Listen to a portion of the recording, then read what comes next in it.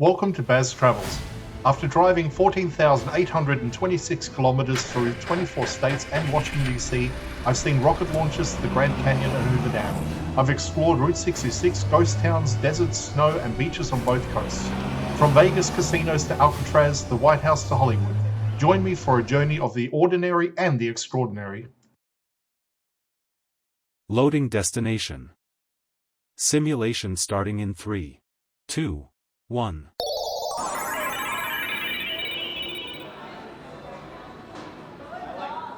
To look around, move your phone or tablet.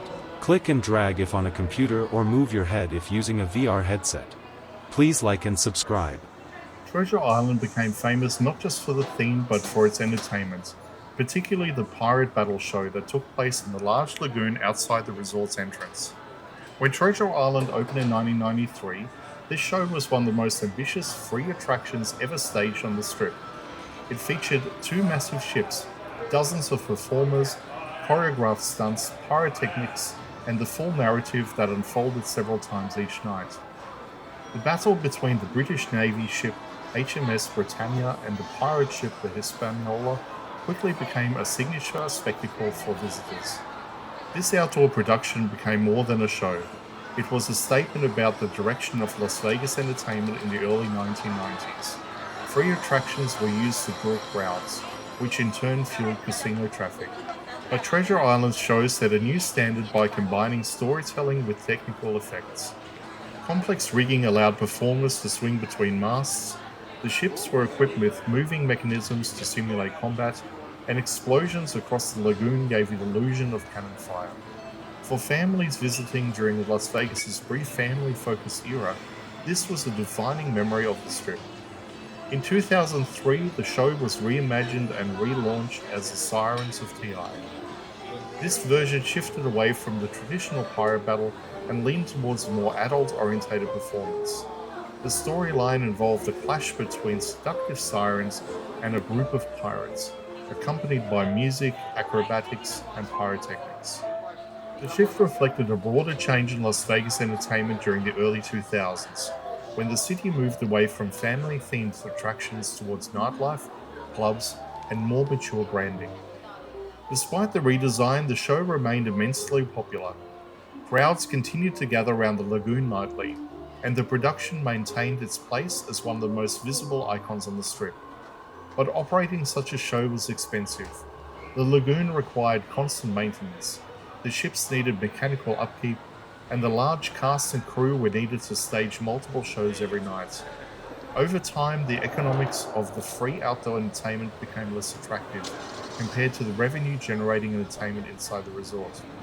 In 2013, Treasure Island announced that the Pirate Lagoon would be permanently closed to accommodate new retail construction on the Strip-facing side of the property. The closure marked the end of an era. The ships were removed and the lagoon area was redeveloped for shops and restaurants. For many long-time visitors, the disappearance of the pirate show represented a broader shift in Las Vegas, the move away from large-scale free spectacles and towards commercial development and indoor experiences. Inside the resort, Treasure Island continued offering production shows, gaming, dining, and nightlife. Acts like Mystere by Cirque du Soleil, one of the longest-running cirque productions, kept entertainment alive within the property. But the identity tied to swashbuckling battles, cannon fire, and nightly crowds gathering around the lagoon became part of Las Vegas history. The end of the pirate show demonstrated how the Strip's priorities changed. Free outdoor entertainment once served as the defining strategy of resorts like Treasure Island, Mirage, and Excalibur. But the economics and branding direction of Las Vegas shifted towards retail clubs, upscale restaurants, and controlled indoor experiences. Treasure Island adapted, but the Lagoon era remains one of the most nostalgic memories of the 1990s and early 2000s Strip, an era that completely reshaped what visitors expected from Las Vegas resorts.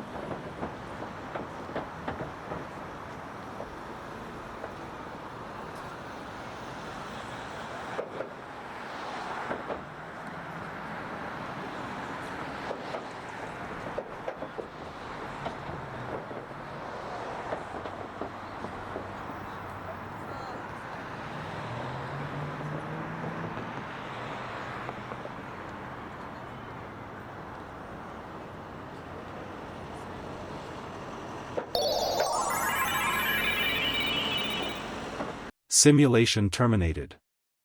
Please comment, like and subscribe.